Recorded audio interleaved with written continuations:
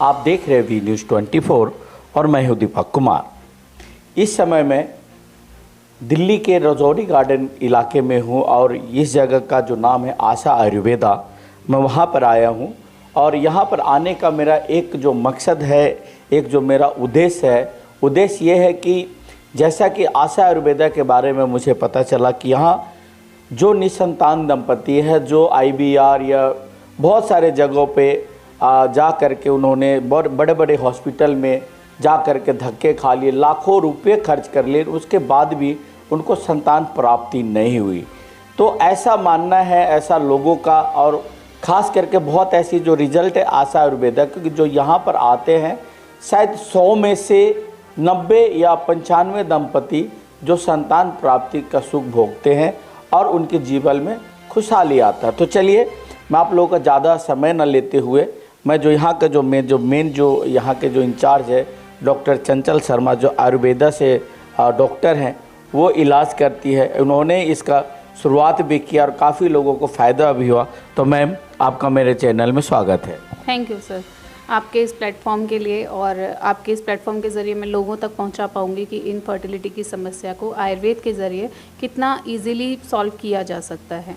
Ma'am एक सवाल ये है कि क्या मिसकैरेज हो जाता है या डिलीवरी नहीं हो पाता, PCOD की समस्या है, तो ये PCOD क्या और ऐसी समस्या क्यों आ रही है?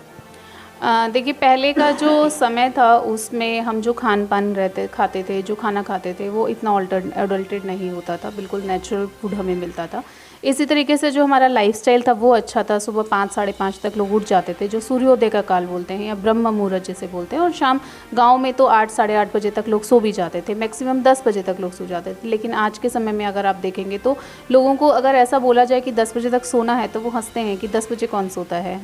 11 से 12 बजे तक का नॉर्मल सोने का टाइम है। सुबह उठते हैं 9 बजे तक, 10 बजे तक, तो उससे हमारी जो दिनचर्या है वो बहुत ही ज़्यादा इफेक्ट होती है। इसी के साथ साथ 5G का ज़माना है, इतनी रेडिएशंस रहती हैं, इन रेडिएशन का इफेक्ट हमारी जो फर्टिलिटी है उस पर पूरी तरह से पड़ता है। तो ये बहुत सारी चीज़ें ऐसी हैं। इसी तरह से ऋतु हो गया, जो हमारा सीज़न है, अभी जितने पॉल्यूशन में हम रह रहे हैं उसकी वजह से हमारी बॉडी में जितना प्रॉपर ऑक्सीजनेशन होना चाहिए, अभी आपको पता है कि सबको लंग्स के इश्यूज़ हो रहे हैं, तो ओवरऑल दोषास जो हैं वो बहुत डिस्टर्ब होते हैं और बॉडी में जो एक सामान्य अवस्था रहनी चाहिए वो नहीं रहती। इन सब का रिजल्टेंट ये है कि इनफर्टिलिटी की समस्या या ऐसी ही और भी बहुत सारी समस्याएं पहले के कंपैरेटिवली कई गुना तेज़ी से बढ़ रही हैं। लेकिन आपके यहाँ लोग आते हैं तो उनको फ़ायदा, ऐसा क्या यहाँ पे चमत्कार है, ऐसा आप क्या करती हैं जो लोगों को मतलब इस तरह का फ़ायदा होता है? देखिए, बहुत बार तो ऐसा होता है कि आयुर्वेद में जो पेशेंट कंसीव करते हैं उनको जेन्युइनली IVF की ज़रूरत थी ही नहीं। कभी कभी कपल्स हमारे पास ऐसे आते हैं जिन्हें ऐसा था कि 34 की एज हो गई थी। एज फैक्टर को एक ऐसा वो बना गया, मिमिक बना दिया गया है कि 34 35 प्लस हो गए तो नेचुरली होगा ही नहीं, जबकि पहले ऐसा नहीं था। पहले लोगों को 7-7 बच्चे भी होते थे, अच्छी खासी 40 तक की एज में भी होते थे। तो ये एक कुछ जो है वो मार्केटिंग है जिसमें ऐसा बताया जाता है, तो पेशेंट बहुत डर जाते हैं। मतलब अभी 30 की एज का पेशेंट भी बोलता है मैडम मेरी एज इतनी ज़्यादा हो गई है, मैं IVF करा लूँ। तो ये वाले जो सिचुएशन है ये पहले नहीं थी, और अब क्योंकि इतने ज़्यादा IVF सेंटर्स हैं तो उनको काउंसिल ही इस तरीके से किया जाता है कि वो पेशेंट्स ऐसा डर जाते हैं, और डर से आप बहुत कुछ करवा सकते हो।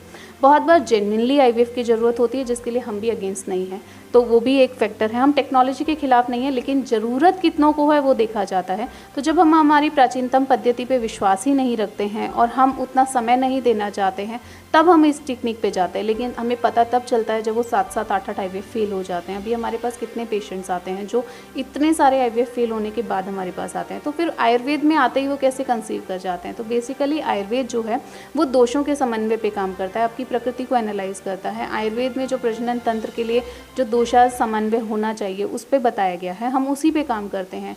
ऋतु, क्षेत्र, बीज, अंबु, स्त्री का बीज है, पुरुष का बीज है। हम सिर्फ मॉडर्न पैरामीटर्स नहीं देखते कि स्पर्म की क्वालिटी स्पर्म की क्वांटिटी कितनी है, उसमें एग्लूटिनेशन कितना है या मॉर्फोलॉजी कितनी है। हम बेसिकली उसकी क्वालिटी पर भी उतना ही काम कर पाते हैं। इस वजह से आयुर्वेद वो रिजल्ट्स दे पाता है जो एलोपैथिक साइंस नहीं दे पाता। इसलिए कितने ही IVF फेलियर पेशेंट्स नेचुरल तरीके से कंसीव करते हैं। आज भी एक पेशेंट है झारखंड की जो 2 IVF फेल होने के बाद बाद अभी हमारे ट्रीटमेंट से नेचुरली कंसीव करी हैं। तो हमें बहुत बार ये समझने की ज़रूरत होती है कि कुछ पैरामीटर्स तो आईवीएफ के लिए भी रिक्वायरमेंट है। जब आपकी वो पैरामीटर्स सक्सेसफुल है, फुलफिल्ड है ही नहीं, तो आप चाहे इस पद्धति पे जाएं या उस पर, आपको सक्सेस कहीं नहीं मिलेगी। और जब अपने दोषों को समन्वय कर लेते हैं, अपने मूल जो प्रजनन तंत्र के, जो रिप्रोडक्टिव सिस्टम के बेसिक फैक्टर्स हैं, अगर आप उसको परफेक्शन पे ले आते हैं तो आप नेचुरली ही कंसीव कर जाते हैं। फिर आपको इस आर्टिफिशियल ट्रीटमेंट की ज़रूरत नहीं पड़ती है। और आज के समय में डोनर का बहुत ज़्यादा प्रचलन है, donor sperm, donor egg, donor embryo, जबकि बहुत बार हमें उसकी ज़रूरत नहीं होती। मतलब हम इतने लेवल पर जा चुके हैं कि हम जेनेटिकली आपका बेबी नहीं है, आप उसको भी एक्सेप्ट करने को रेडी हो जाते हो, बट आप आयुर्वेद को अपनाना नहीं चाहते। तो ऐसा नहीं है। आयुर्वेद के जरिए जब आप अपनी इन चीज़ों से, समस्याओं से निजात पा लेते हैं तो आप नेचुरली कंसीव करते हैं, और इसीलिए पेशेंट्स हमारे पास सक्सेसफुली रिजल्ट्स पाते हैं। अच्छा मैम, जो आपके क्लिनिक में आकर के अगर उनसे पीसीओडी का या जो ब्लॉकेज का इलाज कराते हैं, तो क्या आगे दवा खाने के बाद फिर से वो समस्या लौट के आता है? देखिए, जैसे मैंने आपको बोला कि चरक संहिता में शुरू में ही बताया गया है, शुरू के अध्यायों में ही सबसे पहले ऋतुचर्या, दिनचर्या, आहारचर्या के बारे में बताया गया। तो अगर आपका लाइफस्टाइल ही ठीक नहीं रहेगा और आप उसको वापस से ख़राब करते हैं तो फिर डेफिनेटली वो रोग तो देगा। तो जिस रोग के आपकी बॉडी प्रोन होगी वो डेफिनेटली आएगी। पीसीओडी को हम बोलते हैं कि वो लाइफस्टाइल डिसऑर्डर है, मेटाबॉलिज्म डिसऑर्डर है। अगर आप रात को 12 बजे सो रहे हैं, 1 बजे सो रहे हैं, उसमें भी आप 1 बजे तक फ़ोन अपने सिरहाने पे रख के ही सो रहे हैं, सुबह उठते ही वही शुरू हो रहा है, तो डेफिनेटली वो इश्यूज़ आने ही वाले हैं। लाइफस्टाइल आपका अच्छा नहीं है। तो अगर हम उन चीज़ों पर कंट्रोल करके रखते हैं, मतलब हम जीने का सही तरीका अगर हम अपनाते हैं, तो ये समस्याएं वापस नहीं आती। आज के समय में बहुत बड़ी एक बीमारी है एंडोमेट्रियोसिस, जिसको एंडोमेट्रियोसिस का एक फर्स्ट स्टेज भी पता चलता है, डायग्नोस होता है, उसे बोल दिया जाता है नेचुरली कंसीव नहीं होगा, अब सिर्फ आईवीएफ होगा। हमारे पेशेंट्स भी जब अल्ट्रासाउंड कराने जाते हैं तो बोलते हैं कि कौन से ज़माने में जी रहे हो, जो आपको किसी ने बोला था बाल गुटी को लेके, कौन से ज़माने में जी रहे हो, ये सब टाइम वेस्ट हो रहा है, ये सब पैसा वेस्टेज है, डायरेक्टली जाइए आईवीएफ कराइए। कहीं ना कहीं उनको भी ये समझना चाहिए कि आईवीएफ की सक्सेस भी बहुत ज़्यादा नहीं है, हार्डली 30 से 40% सक्सेस है। एंडोमेट्रियोसिस पेशेंट में 15 से 20% का डाटा है इंटरनेशनल। तो आप उसके लिए इतना प्रोत्साहन लोगों को देते हैं, जबकि आयुर्वेद के ज़रिए मैं बहुत प्राउडली कह सकती हूँ कि हमारे एंडोमेट्रियोसिस के ऑलमोस्ट 70 से 80% पेशेंट्स नेचुरली कंसीव करते हैं। तो इतनी सक्सेस जब आयुर्वेद के ज़रिए है तो हम उसको क्यों ना प्रोत्साहन दें। तो आयुर्वेद में ये ताकत है, ये क्षमता है। और इसी समस्या जो लाइफस्टाइल इतना ख़राब कर देती है, पेशेंट्स कई बार एक्सट्रीम पेन में होते हैं, पीरियड्स के दौरान ऐसे कई इंजेक्शंस लेते हैं, बहुत बार हॉस्पिटलाइज होते हैं। ये सब समस्याएं 3 से 6 महीने के अंदर रिजॉल्व हो जाती हैं और उसके बाद वही पेशेंट नेचुरली कंसीव भी कर पाते हैं। तो आयुर्वेद अगर लाइफस्टाइल सिखा देता है, आपको जीना सिखा देता है, आपके किन दोषों से वो बीमारियां हो रही हैं वो आपको बता देता है, जब आप उसको फॉलो करते हैं तो इन रोगों से जड़ से छुटकारा पाते हैं। और अगर आप फॉलो नहीं करेंगे तो आप भी वही हैं और रोग भी वही हैं, वो वापस आपको ज़रूर पकड़ेगा। अच्छा मैम, एक हेल्दी आदमी का जैसे कि हेल्दी रहने के लिए क्या दिनचर्या होना चाहिए? देखिए, सुबह समय से उठना चाहिए, सुबह 6:30 बजे तक, 6 बजे तक मैक्सिमम बेड छोड़ देना चाहिए। आयुर्वेद में दिन में सोने की प्रक्रिया सिर्फ ग्रीष्म ऋतु में बताई गई है, अदर देन डैट रोगी को बताया गया है या फिर वृद्धावस्था में या गर्भिणी को बताया गया है। तो अगर आप इनमें से किसी और कैटेगरी में नहीं आते हैं तो आपको दिन में सोना टोटली अवॉइड करना चाहिए। सुबह उठने से आपका कफ, जैसे जैसे सूर्य उदय होता है यानी सूरज से चढ़ता है, तो आपके कफ का विलयन होता है, यानी आपकी बॉडी में जो कफ दोषा एग्रीवेट है वो मेल्ट आउट हो जाता है और उसकी वजह से कफ से रिलेटेड जो दोषास हैं वो आपकी बॉडी में नहीं होते हैं।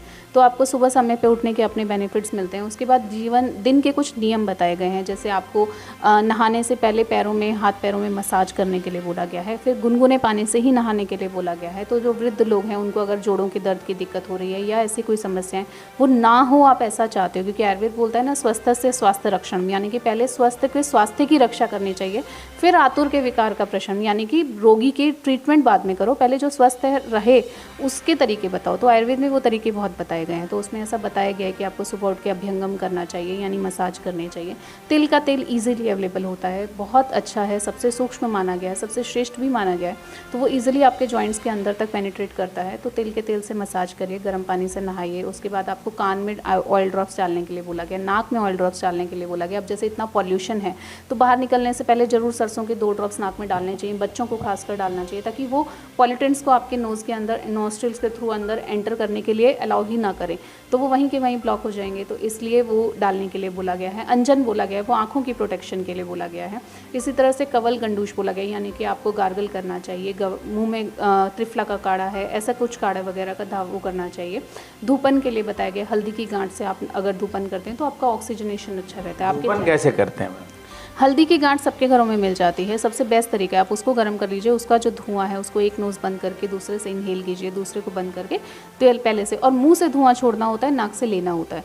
तो ये तरीका बताया गया है। इस तरीके से जब आप लेते हैं तो आप एक अच्छे रूटीन में आ जाते हैं। फिर आपको 2 अन्न काल बताए गए हैं, प्रातःकाल सायंकाल अच्छे से भोजन करना चाहिए, शाम 5:30 बजे से पहले मैक्सिमम 6 साढ़े 6 से पहले खाना खा लेना चाहिए। उसके बाद अगर आप खा रहे हैं तो आप कोशिश करें कि आप सिर्फ दूध पी लें या कुछ हल्का खाना खाएं, ज़्यादा हैवी खाना उसके बाद नहीं खाना चाहिए। पहला खाना जब तक पच ना जाए तब तक सिर्फ समय देखकर दूसरा खाना नहीं खाना चाहिए। तो ऐसे अन्न के भी कुछ नियम बताए गए हैं, पानी के कुछ नियम बताए गए हैं कि पानी पीना है तो आपको खाने के बीच में घूट घूट करके पानी पीजिए, आप खाने के तुरंत बाद 1 गिलास भर के पानी मत पी लीजिए, खाने के पहले ऐसे ना लीजिए।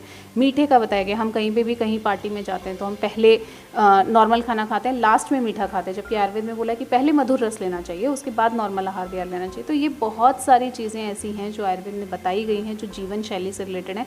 ये मैंने आपको शायद उसका 0.01% भी नहीं डिस्कस किया है। ये सब चीज़ों के बारे में आयुर्वेद में बहुत विस्तार से बताया गया है। तो अगर हम इन सबको फॉलो करते हैं तो डेफिनेटली हम रोगों से काफ़ी हद तक निरोध रह सकते हैं। अच्छा मैम, सबसे अहम सवाल, जो आपके यहाँ पे जो इलाज की जो पद्धति है, जैसे मैंने आपको कहा कि बाहर के इलाजों में तो बहुत पैसा लगता है, तो क्या उतना ही महंगा आपके यहाँ भी इलाज है? उसका ऑलमोस्ट 1/10 भी नहीं है, टू बी वेरी फ्रैंक। एक पीसीओडी पेशेंट जब एक इंजेक्शन लेता है स्टिमुलेशन के लिए, सेकेंड डे से इंजेक्शन स्टार्ट करते हैं तो कम से कम 1500 से 2000 तक के इंजेक्शंस पड़ते हैं। लेकिन जब और एक इंजेक्शन में काम नहीं चलता, काफ़ी सारे इंजेक्शंस लगते हैं, 7 से 8 तक लगते हैं।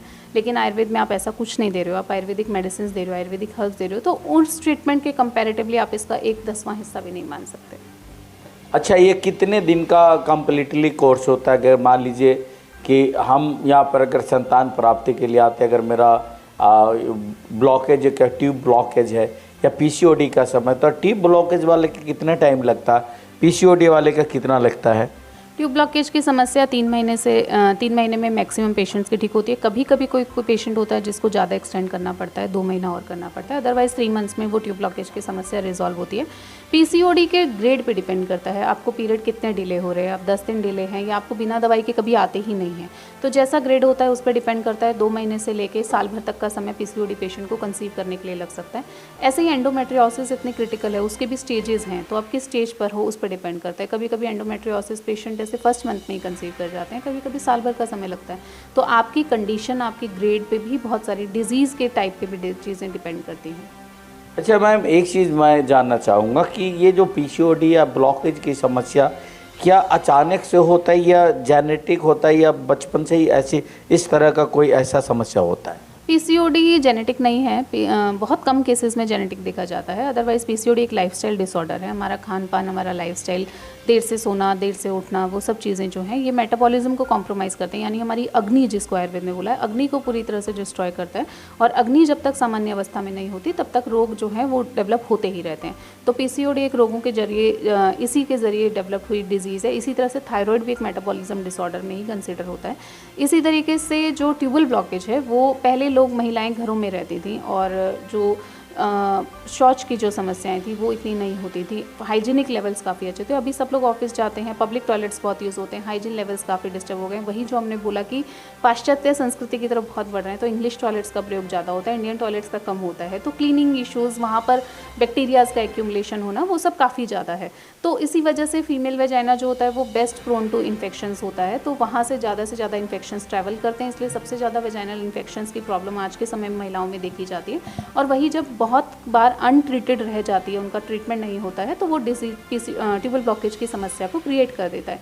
ट्यूबरक्लोसिस की वजह से भी पीसीओडी की ट्यूबल ब्लॉकेज की समस्या हो जाती है, ऐसे हाइड्रोसल्फिंग्स की समस्या। तो इस तरीके से ट्यूबल ब्लॉकेज कई बार एबॉर्शंस के बाद इन्फेक्शंस की वजह से होता है, कभी कभी वेजाइनल इन्फेक्शंस के रिजल्ट में मिलता है। इन्फेक्शंस का बहुत ज़्यादा रोल है ट्यूबल ब्लॉकेज की समस्या में। अच्छा, बहुत बहुत धन्यवाद मैम। और साथ ही आपके यहाँ अगर कोई इलाज कराने के लिए कोई दूर दराज से, बहुत ऐसे जगह है, जैसे हमारे इर्द गिर्द देखें तो नेपाल के भी लोग आते हैं इंडिया में इलाज कराने, बांग्लादेश से भी आते हैं, कई लोग पाकिस्तान से भी आ रहे हैं। जो हमारा सार्क कंट्री है वहाँ से तो हमारे यहाँ तो आते ही, मगर ये 5 देश में देखें तो अभी हमारा जो भारत में जो इलाज का जो सिस्टम है बहुत ही अच्छा है। खास करके कहते हैं कि जो अभी अपने कोरोना काल में देखा था कि यूरोप में या इटली कहते हैं कि अगर स्वास्थ्य के लिए, जैसे कि शक्ति में कहता अमेरिका, लेकिन स्वास्थ्य में इटली आता था, लेकिन वो भी कोरोना में चरमरा गया, उसकी भी सिस्टम खराब हो गई। लेकिन हमारे भारत में जो इफेक्टिव होना था वो नहीं हो पाया। तो अगर आसपास के जो लोग यहाँ के आना चाहते हैं, आपसे संपर्क करना चाहते हैं, बिना आपके क्लिनिक में इलाज कराना चाहते, तो उसके लिए उनको क्या करना होगा? हमारा हेल्पलाइन नंबर है 9811773770। इनफर्टिलिटी की एक ऐसी समस्या है जो हमेशा ऑनलाइन ट्रीटमेंट से सक्सेसफुल नहीं हो पाती है। तो जब पेशेंट का अगर ऑनलाइन में काम चल सकता है तो हम ऑनलाइन ट्रीटमेंट दे सकते हैं। आशा आयुर्वेदा की टीम है जो ऑनलाइन ट्रीटमेंट देती है। बट अगर उनको क्लिनिक विजिट करने की ज़रूरत है, जैसे ट्यूबल ब्लॉकेज का ट्रीटमेंट है, वो थेरेपी लेकर ही होगा। वो ट्यूबल ब्लॉकेज के लिए यहाँ आना ही पड़ता है। कई बार एक्वालिटी के लिए कुछ पंचकर्म प्रोसीजर देने पड़ते हैं, जिसके लिए आना पड़ता है। तो कुछ समस्याएं ऐसी हैं जिसके लिए क्लिनिक विजिट करने पड़ते हैं। उसके लिए हमारे अभी 4 सेंटर्स हैं, दिल्ली, मुंबई, लखनऊ और पुणे। पेशेंट्स वहाँ विजिट कर सकते हैं। ऑनलाइन कंसल्टेशन के जरिए अगर पॉसिबल होगा तो आप फर्स्ट कंसल्टेशन ऑनलाइन लेकर वो प्रॉब्लम्स के बारे में पूछ सकते हैं और ऑनलाइन भी ले सकते हैं। तो इस तरीके की सुविधाएं पेशेंट्स को दी जाती हैं और उसके ज़रिए पेशेंट्स ईजिली ट्रीटमेंट ले पाते हैं। तो इसके अलावा भी आपके क्लिनिक में और भी इलाज होता है? बिल्कुल होता है। उसके लिए अलग से डॉक्टर्स हैं जो इन्हीं चीज़ों को देखते हैं। तो अगर किसी को ऐसा कोई कंसल्टेशन चाहिए तो वो अलग से उन डॉक्टर्स का ट्रीटमेंट ले सकते हैं, उनकी कंसल्टेशन बुक कर सकते हैं। और वो डॉक्टर्स जॉइंट पेन है, एब्डोमेन के इश्यूज़ हैं, पेट के से रिलेटेड समस्या है, जोड़ों के दर्द की समस्याएं हैं, ये श्वसन तंत्र से रिलेटेड जो समस्याएं हैं या माइग्रेन की समस्या होती है, ऐसी सब समस्याओं का इलाज आशा आयुर्वेदा में साथ साथ ले सकते हैं। यानी क्या है कि A to Z यहाँ पे अगर किसी भी समस्या को लेकर आते तो उसका निदान या समाधान होगा यहाँ? बिल्कुल होगा। आशा आयुर्वेदा की स्पेशलिटी इनफर्टिलिटी है और उसके साथ साथ हमारे पास अलग स्पेशलाइज्ड डॉक्टर्स भी आते हैं जो बाकी समस्याओं का ट्रीटमेंट करते हैं। अभी मैंने बाहर बोर्ड पे कहीं पे केरल शब्द भी मैंने पढ़ा, तो क्या है ये? पंचकर्मा ट्रीटमेंट वैसे आयुर्वेद का है। आयुर्वेद अथर्ववेद से अवतरित हुआ है और उसी में शोधन चिकित्सा और शमन चिकित्सा दोनों बताई। तो शोधन चिकित्सा जो है वो पंचकर्मा चिकित्सा में आती है, तो हम वो करते हैं। लेकिन कई बार लोगों को, जैसे मैंने आपको बोला कि साउथ की तरफ इसका ज़्यादा है, तो जब भी पंचकर्मा की बात आती है तो उसमें बहुत सारी ऐसी थेरेपीज़ हैं जो कि केरलीय थेरेपीज़ हैं, मतलब वहाँ से ज़्यादा आई हैं, जैसे शिरोधारा हो गया। तो ऐसी थेरेपीज़ जो हैं वो भी आशा आयुर्वेदा में होती है, इसीलिए हमने केरलीय वर्ड यूज़ किया है। केरल वर्ड क्या? अच्छा, दिल्ली में आपका ये सिंगल क्लिनिक है कि इसके अलावा रजौरी गार्डन के अलावा भी कोई क्लिनिक है? दिल्ली में हमारा यही क्लिनिक है, इसके अलावा मुंबई, लखनऊ और पुणे में क्लिनिक है। तो बहुत बहुत धन्यवाद मैम आपका अपना समय देने के लिए। और ख़ास करके मैं यही चाहूँगा कि हमारे जो वार्तालाप, ये इंटरव्यू से जो चंचल मैम जो हमने जो बातें हमारे लोगों के लिए, हमारे दर्शकों के लिए जो कहा, जो लाइफ स्टाइल पे, PCOD को लेकर के, ब्लॉकेज पे, बहुत सारी चीज़ों पे इन्होंने अपनी जो दृष्टि, मतलब उनको जो कहा इन्होंने हमारे दर्शकों के लिए, तो मैं यही चाहूँगा कि इनकी बातों को आप लोग भी फ़ायदा उठाएं, क्योंकि बहुत अंत हो तब आप दवा या किसी भी चीज़ के पास में जाए। अगर आपको स्वस्थ रहना है तो सबसे पहले आपको अपना दिनचर्या, आपका लाइफ स्टाइल आपको सुधारना होगा। और अपने आप से, अगर मैं यही कहता हूँ कि दुनिया में सबसे बड़ा स्वस्थ व्यक्ति वही है, धनवान हो, वो नहीं कि टाटा, अंबानी, बिरला, वो नहीं, जिसका स्वस्थ अच्छा वो सबसे बड़ा धनवान है। तो इसी के साथ मैं आपका बहुत बहुत धन्यवाद मैम। आज का जो मैं वार्तालाप इंटरव्यू में यहीं पे समाप्त करता हूँ। फिर कभी किसी और विषय पे हम लोग चर्चा करेंगे आपके माध्यम से, और लोगों का भला हो। फिर कभी मिलेंगे, कभी किसी और विषय पे। इसके साथ मैं अपने दर्शकों से मैं विदा लेता हूँ। नमस्कार, धन्यवाद।